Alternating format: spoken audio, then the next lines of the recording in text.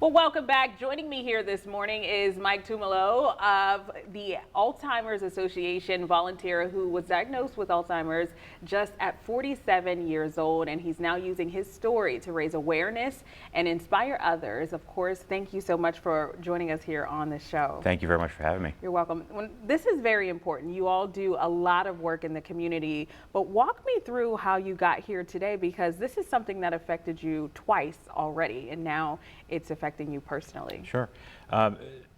Dementia touches a lot of folks across their life. Unfortunately, this is now the third time in my life that I've been impacted by the disease. My grandmother passed away in 2002 from Alzheimer's.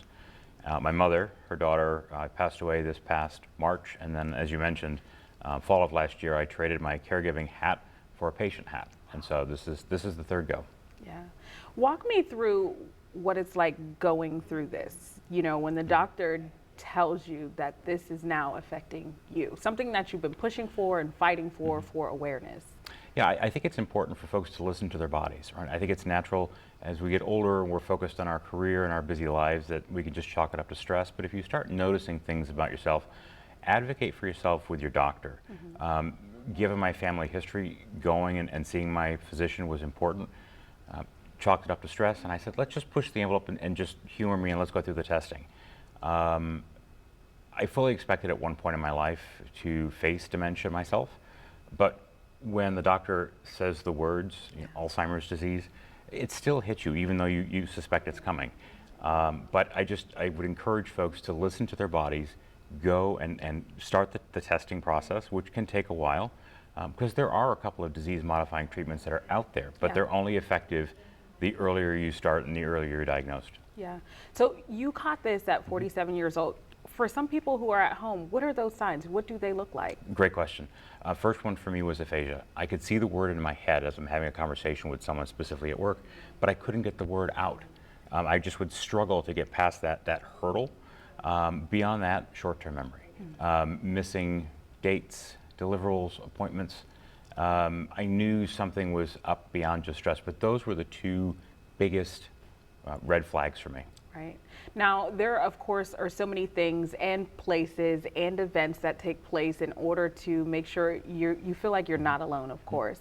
Walk us through what you all do. Sure. So dementia is you can feel very much alone, even when you have the best support system in the world, which I'm fortunate enough to do. The Alzheimer's Association has a lot of really great resources. ALZ.org is the website. For folks that have dementia, there's a new app called the My ALZ Journey that walks you through what you can maybe expect and also put you in touch with local resources, support groups, caregiver support. Giving support to the caregivers, I think, is as important, if not more so. Those folks, being a caregiver is hard. Yeah. So it's doing what we can to get awareness in the community. I'm part of various support groups on social media, and it's still kind of surprising to see that folks don't necessarily know that the association has those resources. They have a 24-hour, 7-day-a-week hotline that you can call, even if you just want to vent or talk through your story. There's someone always there to listen to you. So I just encourage folks to take advantage of what's there. And would you say patience too? I think a lot of people are going through this. You have to remember that it takes patience, because they're also the person who's affected by it. Their life is changing too, as well as the caregiver. Patience has never been a strong thing for me, so I'm trying to learn to find it in myself. But yeah, patience is very important for the person who's going through on their journey with the disease, but also for those that are supporting them, because caregivers are the true unsung heroes. It really is. Well, I do have a question. November is probably going to be here before we even know it, right? Because June is already wrapping up and we're entering in July. You have something important happening in November. Tell us what that is. The annual Walk to End Alzheimer's here in Jacksonville will be on November 7th at Friendship Fountain downtown.